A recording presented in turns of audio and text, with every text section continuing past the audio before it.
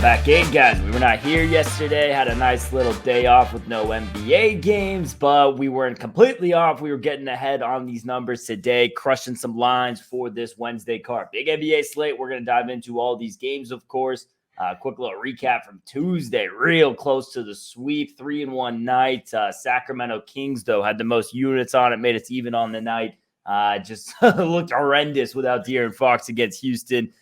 Brutal night there as far as 3 winners, but hey, at least we're moving in the right direction, still crushing lines, and we got a good amount of an edge heading into tonight's slate, John. Yeah, we're off Tuesday. It was actually Monday night, Sorry, Monday.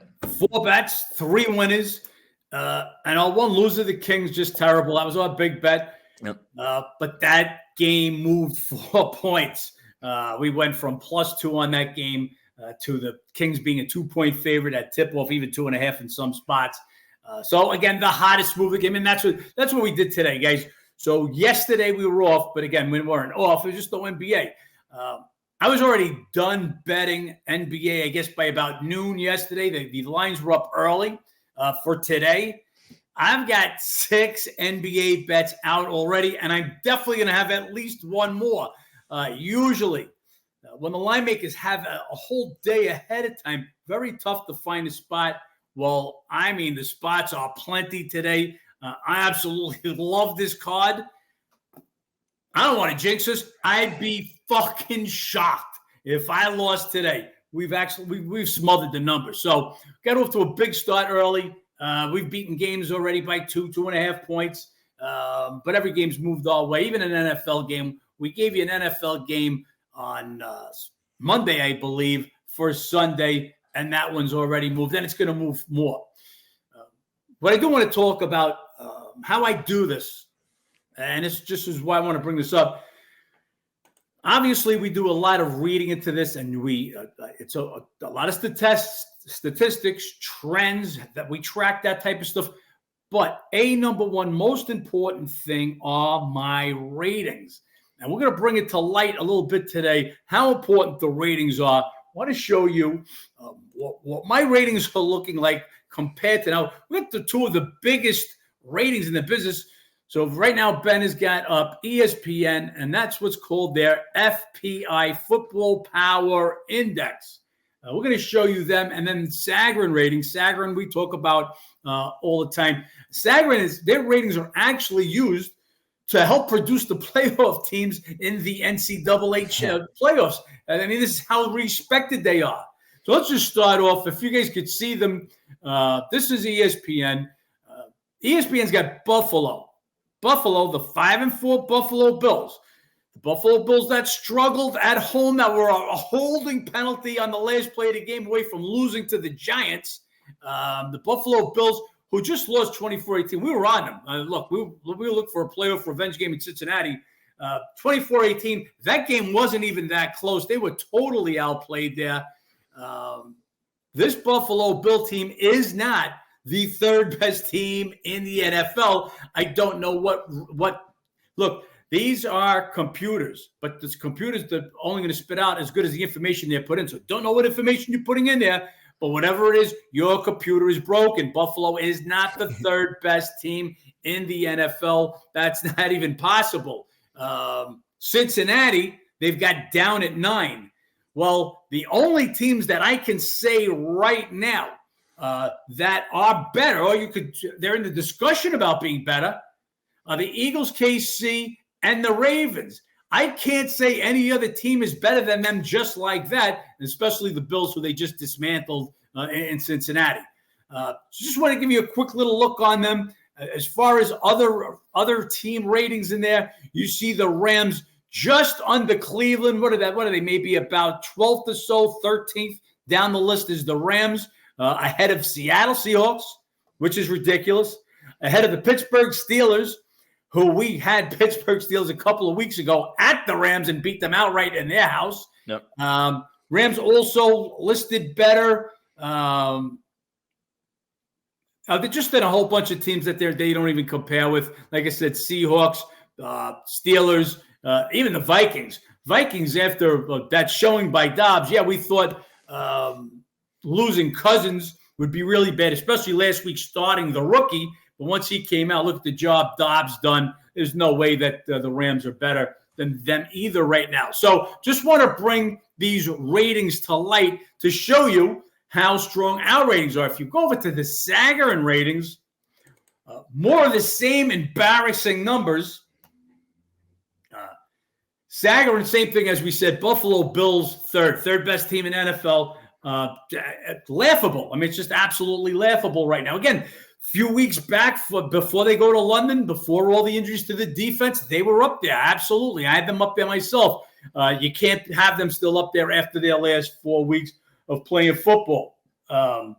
You also see in that one the Jets as the number 13 team. I've got the Jets, the number 13 team, with the Chargers, if you do the math, just about 1 point better than them. Now, the Chargers just played them at the Jets, just crushed them there. So and they were over a 3-point favorite. How could you say they're only 1 point better? Jets are not the 13th best team in the NFL. They're not better than the Seahawks, the Steelers, the Saints. They're not. The Jets aren't better than many teams. Certainly not the 13th best team in the NFL. Bills are certainly not the third best team. Again, just call it to light. So when we talk about my ratings, where you can actually make the number on the games by taking the home team and the road team, doing some simple subtraction, obviously other factors come into play, but you got a number. These ratings, and again, if you can look up at the top end, what is that number? Is it 2.31? Yep, 2.31. So if you see this number here, that 2.31, they want you to give that number to whoever the home team is. If it's the Dolphins, they get 2.31 points added to them. If it's the Jets, a team there's no difference for them at home or away, they get 2.31 points. So it's insulting to anybody that's a handicapper. Again, to get a look, to look at this and give them any kind of credence only makes you guys appreciate my ratings better. So if you're How to Beat the Bookie member, you guys know. Go there and you can basically start setting the line for next week. Besides that, we got a lot of NBA to talk about. But if you want to add anything with those football ratings, Ben, and then we'll jump into the NBA. Yeah, a lot of even during a cold streak, right? This past week's been a little bit cold. The service you guys get How to Beat the Bookie, just a lot more than just the bets itself. So you get the ratings, you get previews on games we don't even have action on. I know a lot of our members utilize that. That's just the one thing we try to put emphasis on is a sports betting service. We give you guys a lot of information across the board. And yeah, John's ratings as good as they come. So I know a lot of people send us DMs asking about, learning how to do it for yourselves, this and that. John's ratings, like he said, you take those. It's a pretty good base start. You're not going to find that little base start anywhere as far as trying to handicap a game. And we get a lot of guys try to handicap in the games, and they'll say in the chat on our app about how much success they have just based on the ratings, based on the previews alone. So for those of you guys looking to bet every primetime game, bet every single Sunday game, whatever it might be, that's the best place to get your information, howtobeatthebookie.com, or download the How to Beat the Bookie app. And yeah, John, big NBA card we have going on today. Like we said at the start, a lot of numbers already crushed, but we can start diving into these, see some other spots here. First game on the card, Wizards at Charlotte. Going to be a first of a home-and-home series. They're going back to Washington on Friday. That will be a in-season tournament game. So if there's any weight to that in the second game. Charlotte playing decent right now. They're coming off a loss against Dallas, 2-3 against the spread their last 5. Struggling at home, though, 1-2 straight up against the spread at home, and they were the second worst team at home against the spread last year. Wizards on a final game of a trip, and they've been kind of hanging around the number a little bit. They covered 2 games to backdoor against Miami and against Atlanta, and then this past game against Philly didn't backdoor the number on the game, but the second half number, which we had a second half bet there for Washington, still found a way to hung into that. So Washington hanging in with numbers. They've had some success in this matchup. They have now won 3 of the last 4 meetings from last year. This would be a lean to the Wizards here and a slight lean to the over. Both these teams trending very heavy to the over. Washington averaging 248.3 points per game their last 4. Hornets averaging 248 points per game their last 4. Matchup trends a bit more to the under, but still, the way these two teams are playing right now, over or nothing on this game.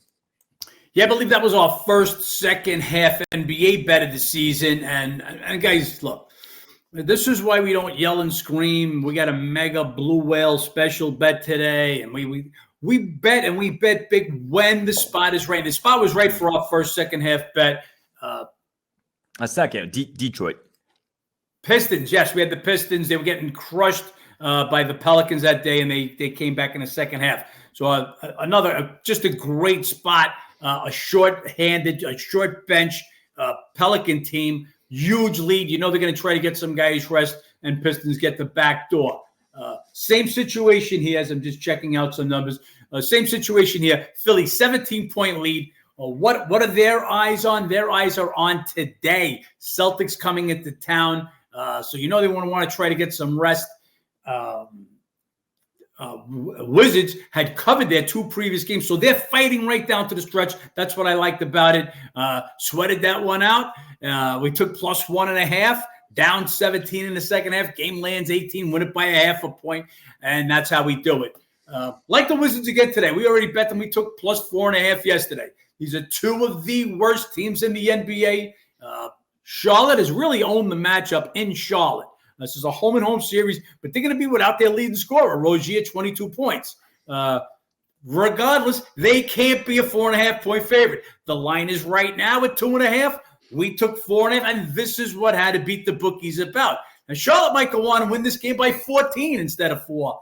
But the line is wrong. We buried the line. We took 4.5. Game is now down to 2.5, and you're actually seeing 2 in some spots. We had the Hornets plus 4.5. And we just got some news here. Zion Williamson going to be out for the Pelicans. So this is going to be a really depleted Pelicans team today. We'll get into that game in a little bit. And the rotation of Ingram, McCollum, and Zion missing games already starting out early in this season. Next matchup here, maybe the best game on the card tonight. It's another good one on the West Coast, but Celtics at Philly, obviously Eastern Conference rivalry, and one they've met in the playoffs numerous times the last several years. Including last year, which the Celtics got the Sixers in 7 games. They knocked them out in the second round. They also won 3 of 4 meetings in the regular season, split 2 games in Philly. Boston lose the undefeated streak at Minnesota in overtime. Hard-fought game to make it go to OT. Anthony Edwards took care of it from there. And then as far as the 76ers, they're just getting it done. 6-0 against the spread, 5-1 straight up. At home, 4-0, winning all 4 by an average of 18.3 points. So you have a Philly team who is playing really good at home, with playoff revenge on the mind. And as far as the offseason goes, you had a Boston team who traded depth for star power. Philly did the opposite, traded star power for depth. Just kind of 2 different ways of going about it. And it's looking like it's working out really well for Philly right now. Most importantly, with Nick Nurse. He has everyone getting going. Oubre, Harris, a lot more involved in the offense. We heard it preseason. They were taking shots at Doc Rivers about how the offense was really focused around having the ball in James Harden's and Embiid's hand. And now things opened up a bit more. Philly looking like a lot more of a complete basketball team, John. Yeah, Nurse, a great coach. Don't know what happened up in Toronto. Maybe he wore out his welcome, whatever. Look, he took that team to a championship. Yep. He's that type of coach. Comes to Philly. He's a bigger plus than Harden is a loss. I guess look, did he say, get this guy out of here? He ain't going to play the defense that I want. Whatever it is, he's gone. Philly playing great, blowing teams out at home. Mm-hmm. Again, not the greatest competition, but getting done what they've got to get done. You got playoff revenge here. They've been home. Celtics have been on the road. Celtics, we bet against them the other night with the Timberwolves at Minnesota, and they had owned that trend. A little playoff revenge. Give me points for the home team that's crushing teams. Philly and nobody. Then we have Jazz at Indiana. This is a Utah team getting crushed. Lost 3 straight. Last one was at Chicago, and they're 0-4, 1-3 against the spread on the road. As far as this Indiana team, dominated the Spurs the other night. Dropped 152 on them. Shot 53% from 3. They're leading NBA in scoring. They're just 2-2 straight up and against the spread at home, though. Matchup history, Jazz won both meetings last year. This is just an overread. Can't look at Indiana without thinking over right now. 6-1 to them on the season to the over. And then each of their last 4 averaging 252 points per game. 3 of Jazz last 4 went over, averaging 232. And 2 of the last 3 meetings averaging 245.3. You have Utah giving up 120 a game. Indiana leading the league in scoring, and I can't look at anything else on this game other than the over. Slightly into the Pacers here, but I just can expect a lot of points tonight. We'll be comfortable and okay losing that bet. 6-1 to the over so far with the Pacers. Yeah, Pacers are just going to score a ton, and they're going to give up a ton. Utah had me fooled. They played a nice game. They beat the Clippers in Utah, but they've owned them there. Had me fooled. Thought they were a little bit of a better team. They're not. They're really terrible. Got to put it together. So I make this game 7, so still a little short, believe it or not. And you got Kessler questionable for the Jazz. Then we have Spurs at the Knicks, and interesting that this is the primetime game over Celtics and Sixers, but it's because it's Wemby's debut in the Garden, so obviously going to be a lot of hype around that. We'll see how it pans out. Spurs, though, just crushed at Indiana like we talked about, gave up 152 points there. That's a bit of a problem. Vassell, he's going to be doubtful again tonight. Spurs, same team as last year, giving up 126 points per game right now, 50% shooting, brutal. Then you have this Knicks team, complete opposite, getting it done with all defense, and makes it a weird total read here. Knicks all under, Spurs all over, so nothing to feel for that. Knicks coming off a nice win against the Clippers. They were tied up heading into the fourth the other night, blew them out by 14 in the fourth quarter. Barrett came back with 26. Randall had his best game of the season. So Knicks already were clicking defensively. Now they're starting to get some guys hitting some shots. They're trending upward. Big number here. Don't want to get involved on that price. Slightest leans to the Spurs, but not a game I want to get involved in.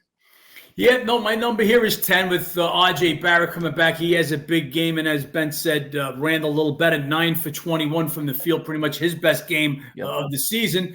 Downside of that, Brunson, who went for 45, I believe, the game prior, 2 for 12 in his last game against the Clippers.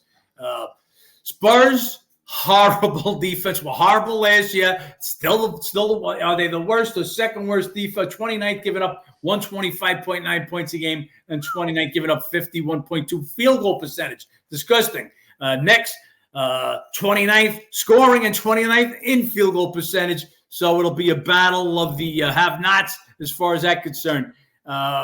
Wembanya's first game at the Garden, that's the big game. We'll see how it does. Look, he's had that one monster game. Hasn't put it together just yet. Then again, there are going to be some growing pains. We'll see how he does at the Knicks. 10 points. That's my number, and that's what the line is now. Then we have the Clippers at the Nets. Clippers coming off that loss against the Knicks in the James Harden debut on Monday. He looked okay for the first couple of quarters. Obviously, it's his first game back and also his first game with the new team. So can't get too carried away with it. But I will say that fourth quarter, they were tied heading into the fourth. And I just watched James Harden get outplayed by DiVincenzo on both sides of the floor. I mean, it was just all the small ball things, turnovers, blockouts. DiVincenzo got killed Harden by 10 points in the quarter alone. So that was rough. It's going to be difficult having 4 guys like that without someone doing the little things. We'll see who buys into that. And Brooklyn just keeps covering, getting it done. 6-0-1 against the spread. Hung around a cover against the Bucks the other night. Cam Thomas dropped another 45 points, wherever that came from. Clippers won the last 2 trips to Brooklyn. Nets, though, 7-1 against the spread the last 8 meetings.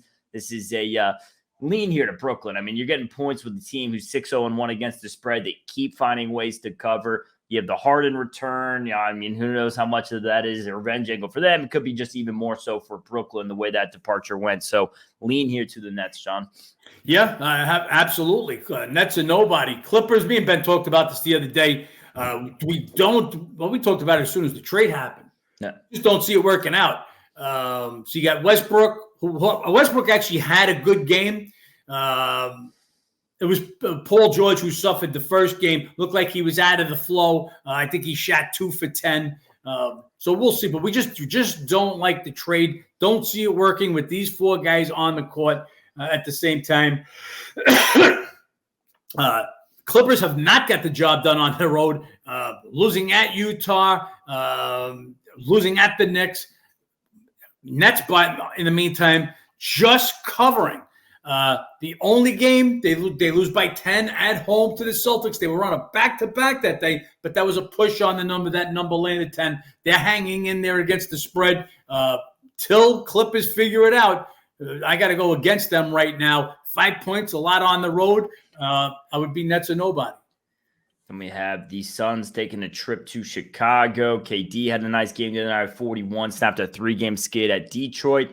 Still no Booker. He's going to remain out, waiting to see what's going on with Bradley Beal, listed questionable. Does he finally get in the mix? The Suns team, another one of those teams clearly traded depth for star power. Haven't had the star power. Phoenix, though, 3-1 against the spread on the road this season, covering numbers. Bulls coming off an easy win against Utah. Suns on this matchup, 7 straight meetings, last 4 trips to Chicago by an average of 10.3 points. A lot of over trends here, would lean to the over, and a slightest a lean here to Phoenix in this matchup. Got to see what's going on, though, with Bradley Beal. Yeah, I don't. I'm going to lean to Phoenix regardless. They've owned the matchup. Booker's played all of 2 games this year. Beal has not played it at all. Not sure if Beal plays, if it's a detriment to Phoenix now trying to figure it out, letting him get the rust off. Phoenix is, like I said, they've owned this matchup. I think it's 7 straight. They won both meetings last year, 19 points each time. Phoenix or nobody for me in this one. We have Lakers at Houston. Lakers coming off a tough loss to Miami, and not just in the fact that they fought all the way back just to lose by 1. They also lose Anthony Davis. He loses that game. He's questionable for tonight. So is Jackson Hayes. No success on the road yet. 0-4, 1-3 against the spread. And then you have this Rockets team who on this homestand has turned it around. They've now won 3 straight, scoring 119. All home games, 2 of those, though, against Sacramento without Fox. And we'll see if they can keep it going here. Thompson questionable for them. This is a matchup Lakers used to own, but they split 4 meetings last year. They split 2 games in Houston. Houston won both games in Houston. This would be, for me, they've split 4 meetings over the last 2 years in Houston. There we go. Apologies. Then we have, so for me, this would be a lean to the Lakers if Anthony Davis gets ruled out, and I can get this game closer to even money. But right now, I'm not looking to lay the Lakers as a road favorite, not getting anything done on the road so far. Right now, that line is moving up as we speak. You guys won't see this podcast till later on. It's 11:50 a.m., and that line is on the move right now. Tells me Anthony Davis is at practice. That line moving to 3.5 now. Regardless, Lakers hit. They don't win on the road. They started this year, no wins on the road. They lost 6 of 8 playoff games on the road last year. They just don't get it done. This is their 3rd stop on the trip. On their way to Phoenix is their next stop on Friday. Houston, this will be their 5th straight game at home, and they're looking better in each game. They just nailed us twice with Sacramento, and they were both blowouts. So Houston starts this homestand with a loss to Golden State, but they hung tough. They hung around in that game. They knock out Charlotte. We bet against them in that game. They beat us. We went 2 games in a row with Sacramento. They beat us. Hey, I learned my lesson. Houston is playing better ball each day. They've been home. Lakers are on the road. The number yesterday was 4 points. At that number, especially with Davis being questionable, it was Houston and nobody. But again, my guess is AD plays as that, or he's at least at practice as that number's going back up. Right now, sitting at 3.5. Then we have Cavs at OKC. Cavs coming off a nice win against the Warriors, team who absolutely owned them for 16 straight. They got everybody back. And then you have this Thunder team. They beat the Hawks the other night. Shai came back with a nice performance after missing out. They just met earlier in the season, 27. So a little over a week ago, they meet and Thunder go and win at Cleveland. They split 2 meetings last year. Thunder also won in OKC. The big thing is, though, Cavs got healthy. They get their guys back. They get Garland back. They get Allen back. And they held Golden State to 104 points. And this is their identity last year. They were the best defensive team in the NBA in the regular season, led the league in points allowed, already getting back to that with their starters back. Obviously, that opens up everything else. And then you just have the revenge factor from the second game of the season. This would be Cavs or nobody. They're looking a lot better, starting to get their pieces back. Yeah, we took Cavs +1 in this game yesterday. This game is now Cavs 2 or 2.5, depending on your book. Just as Ben said, OKC goes to Cleveland earlier in the season. No Garland, no Allen. Yep, and they beat them there. Okay, well, here comes Cleveland now. They'll be playing their 3rd game with everybody on the team. The first game wasn't good. They lose that game at Indiana, but their second game with Garland and Allen back, they beat a Golden State team that had dominated them for 16 straight. All 5 guys back, a little home revenge. They'll go into OKC. They'll play even better today. As I said, I took 1. That game right now sitting at 2 or 2.5, depending on your book. And we have Pistons going on a trip to Milwaukee, and Bucks have just dominated this matchup. 21-1 the last 22 meetings, 16-5-1 against the spread. Tough to buck that in any shape or form. So immediate lean there has to be to Milwaukee. No Middleton tonight. And this Pistons team a little bit banged up. Ivy and Burks remain out. You have Duren, who's questionable. It's going to be tough to want to get involved in this game if they're missing that many bodies. Bucks, like we said, with Middleton resting, are on the front end of a back-to-back, but no interest here. Slightest of leans to Milwaukee. I have a hard time laying double digits with this team right now. They haven't seen him clicking on all cylinders, but this could be the game they get right. Yeah, and if they weren't playing tomorrow, we'd bet this game. Milwaukee, they basically traded offense for defense. We've talked about it. They're going to score a ton of points. It's just how many are they going to give up? They've owned this matchup, but again, it's the front end of a back-to-back. You're already resting Middleton. You go up big. If you want to play Giannis and Lillard tomorrow, when they go to Indiana or another team, they've absolutely dominated Indiana, also 15-2 the last 17 meetings. But if you're going to want to play those guys, if you're up big numbers, you're probably going to rest those guys, just leaving that back door open. I'm not a big first half better, but this might be something you want to look at the first half if Milwaukee jumps out. I'm not. I have no bet on this game. Milwaukee just absolutely dominates them, but you don't know how far along they're going to let their guys play with another game tomorrow. Detroit, after looking like they made some improvements over last year, injury bug got them a little bit. Burks was the second leading scorer out. Ivy out. Duren, he's missed 2 games, missing the last game. That was the second one. Does he miss again? All of a sudden, they're back to being the same Detroit Pistons that the Bucks have absolutely owned. I'll stay away from this game. If, by chance, Detroit is playing them tough, this might be a way you want to go with the Bucks in the second half to blow them out. But we'll take a look at this game. I've got no bet right now to start the game. We're going to have Heat at Memphis. Heat coming off that tight win against the Lakers, 108-107 there. Grizzlies, they finally snapped the 6-game losing streak at the first win of the season at Portland, but still 0-3, 1-2 against the spread at home. Both these teams not really scoring. Miami, 107 a game. Memphis, 108 a game. And then they have split meetings the last couple of years. Grizzlies did win in Memphis last season, 101-93. Lean a little bit to the under in this matchup. A couple of low-scoring matchups last year. You have 2 teams not really scoring the ball too much.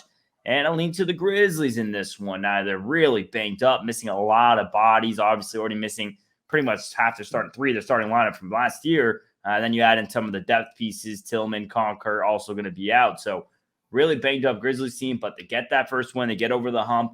They have a Miami team who's coming into town after a tough win there against the Lakers.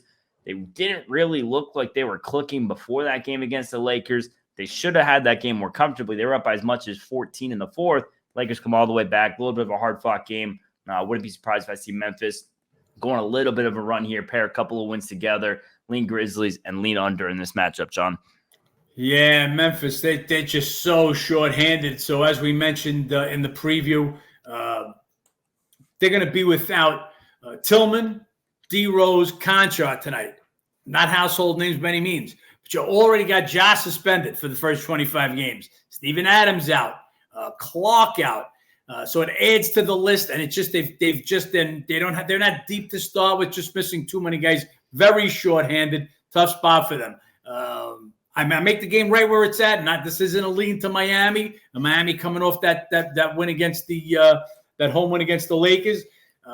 Just don't find any reason to bet a Memphis team that finally, and it took a heroic run in the fourth quarter to get back to beat Portland, as Portland had them stuck in that fourth quarter. Could have sent them home at 0-7. Don't know if they get it done here at home against the Miami team that actually plays well on the road. But the number's right there. One of the games I don't have a bet on tonight.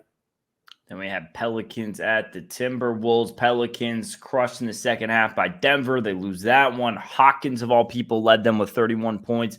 And they're still going to be banged up. McCollum out, Zion out, and Herb Jones questionable right now. So this is a depleted Pelicans lineup going on into Minnesota. Is getting business done at home. They beat the Celtics in OT the other night.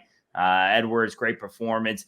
4-0 straight up and against the spread at home, winning by an average of 17.5 points. Taking on a Pelicans team who's really banged up. They won 2 or 3 meetings last year, 3-0 against the spread. Could only be looking at Minnesota here in this game. And this is one of those spots. Minnesota typically jump out to pretty good first quarters. Could be a look at Minnesota here early in the first quarter, getting out against a depleted Pelicans lineup. And before this latest info came out, as this just broke as we're doing the podcast now, I was looking to go against Minnesota in this spot. We were on many the other night, Monday night. I just thought maybe a little letdown coming off that Celtic, that big win in overtime. It was the first time they'd beat them in quite a while. But this is a different Pelican team. Look, Pelicans, short bench to start with. Alvarado, Marshall, Murphy, already they haven't played a game yet, starting the year on the injured list. With that, now you've got McCollum has this problem with the lung. But I thought even with that, maybe you get an over number, you get a little 7.5 number. You give the Pelicans a shot if T-Wolves get caught sleeping. Not anymore. Now Zion out and Herb Jones questionable. That's 3 of your 5 starters. That's going to be too much to overcome. This one could get ugly. It's a 10-point number now, 10-point line on a number. I think that's right where it should be. Not interested in this one. What I will say is Ben is very high on the Pelicans, but they're just crushed right now. Baby, look, we said in the beginning of the season, without a bench, when one starter is out, okay, it means that much more. Like you take a team like the Nets. The Nets played the first game or 2 with Cam Johnson and Claxton. They've been out since. Being that they're so deep, you got guys like Cam Johnson coming off the bench, averaging over 30. And a deep team can do that. When you're not a deep team, you can't withstand. And that's what the Pelicans can. And me and Ben, let me chalk one up for John. Maybe Ben gets the next one. But Ben thought McCollum, with the injuries to McCollum and Murray and the New Orleans-Denver game, that New Orleans stay there. Again, just too much to overcome. They started nice, faded in the second half. They're just not deep enough, and you could see more of that tonight with Timberwolves, who've just been crushing at home. Pelicans, like I said, the only shot here is T-Wolves basking in the sun of that Celtic overtime win the other night. Ant-Man went crazy in that game, including 8 in overtime. Yeah, that was a good performance there by Edwards. And Minnesota looking very competitive. It's the best they've looked here with this new Gobert era they've had. So we'll see if they continue to piece something together. Maybe it took some time to work out. Remember, Cat missed a lot of time last year. Yep. They came back in the playoffs, looked okay. They actually stole the game from Denver. You got some wins at home. T-Wolves have beat the 2 best teams in the NBA. Right now, the Celtics and Nuggets are the 2 best teams in the NBA, and they've got victories over both of them in Minnesota. Next matchup, we have Raptors at Dallas. This is a Toronto team. They were down 22 against the Spurs the other night, forced OT, pulled out the win. Barnes had a big game for them. And then this Mavs team, they rallied as well. They're down 15 at Orlando. They come back and they win it by 15. So 2 teams coming off 2 come from behind wins. Mavs keep winning 6-1, but 4-3 against the spread. And that's kind of what this matchup history is as well. Mavs have won 4 of the last 5 meetings. They've won the last 3 meetings in Dallas. But Raptors covered all 3 meetings. They lost by an average of 3 points. They're 6-1 against the spread the last 7 meetings. So Dallas getting the wins, not getting the cover, and that's pretty much their identity. Last year at home, they were the worst against the spread home team in the NBA. And part of why I crushed the number on this one, John. Yeah, both teams coming off huge comeback wins. The difference, Toronto Raptors have had 2 days off since their overtime win at San Antonio, so in Texas, while Mavs are in their 4th city in 6 days. Started up in Denver. They come home to play Hornets. Then they go back on the road to the Magic, and now coming back home again. So a lot of travel coming off that win. Remember, Kyrie was questionable going into that last game. Both Kyrie and Luka were questionable going into that game in the back-to-back. And Luka came out of that game into a possible concussion. Just for those reasons alone, the energy level, Toronto's going to get the edge of that. On top of that, as Ben said earlier, Dallas last year, by far the worst team at home covering the number. Nope. And Toronto, Dallas, they just play tough games. Last 3 games have been decided by a total of, 9 points? Yep. The last 3 games held in Dallas by 9 points, with Dallas covering 6 of the last 7 overall. Expect another tight one in Dallas. We took a half a dozen, and that game's down to 4.5. And we have Blazers at Sacramento. Portland started to turn around a little bit, 3-4 in the season now. They snapped a little 3-game win streak in that loss, though, to Grizzlies the other night. They were up and then couldn't get it going, scoring late in the fourth. End up blowing that game to Memphis. Then you have this Kings team. Last 3 games without Fox. They lost 3 straight, looking brutal, scoring just 95.7 points per game, 41% shooting. Granted, all on the road. Does it get a bit better when you come home? Usually those rotationary guys who have to step up typically play better in front of a home crowd. We'll see if that goes for them here in this one. Kings 5-2 straight up against the spread last 7 meetings. Lean to Portland here. Can only look at the Blazers. The way the Kings are playing without Fox, just brutal. I do think it'll be a bit better. Henderson remains out for the Blazers. I have to think that's a blessing right now, the way he started off playing here. So this is Portland or nobody. No interest in Sacramento without Fox right now. Absolutely. Also, the last 2 games that were played between these 2 teams were both played in Portland in one of those 2-game home series, both at the end of March last year. Sacramento won them both by a combined 64 points. So that's going to stick in the craw of some Blazers. Expect them to go there and bring a game. Portland's looked better in their last few games. They had a 4th game, potentially won, a 4th in a row. They've won 3 of their last 4 and let it slip away against Memphis at home. They'll go on the road. This number is 8. I haven't got a bet on it yet, but it's Portland or nobody in this one. It's too many points for a Sacramento team missing their leading scorer. They had absolutely 0 offense against Houston in those 2 games and didn't have much before in the game before that at Golden State, barely breaking 100. And then last game on the card, Warriors at Denver. This is last 2 champs in the NBA. Draymond Green questionable. Murray's going to remain out. Golden State, they're on the final game of a trip. They just pulled out a win there against Detroit on Monday. And then you have this Nuggets team who just crushed the Pelicans the other night. Nuggets won and covered all 3 meetings last year, playing with a little bit of playoff revenge last season because Warriors had knocked them out the season before. Does that carry over into this season? We'll see. Maybe it turns into a little bit of ownership. But this is a cheaper home favorite for a Denver team. 5-0, 4-1 against the spread at home, crushing teams on their home floor. Even the other night when it looked like they were a little bit of trouble because the Pelicans down by as much as 20 in the game, down by I think it was 14 at the half, come back out in the second half, crush them by 30. So that's what great teams do. They dominate third quarters at halftime. Typically what Warriors own. I think they're going to have trouble owning that here against Denver tonight. Yeah, Jamal Murray missing is the only problem here, and he's going to be out for a while. This is not a 1 or 2 game injury. He's going to be missing for a while. But this offense gets run through the Joker. Let's make no bones about it. So now, of course, you'd rather have Murray in this game if you're on Denver. But what you're going to take off isn't tremendous. Denver still amongst the best teams in the league, even with the Murray injury. Golden State, final stop of their road trip. Denver, always a tough spot to play in if you don't have legs. You may be short Draymond Green. Overcompensating for the loss of Murray in this one. 3 points, it's Denver or nobody.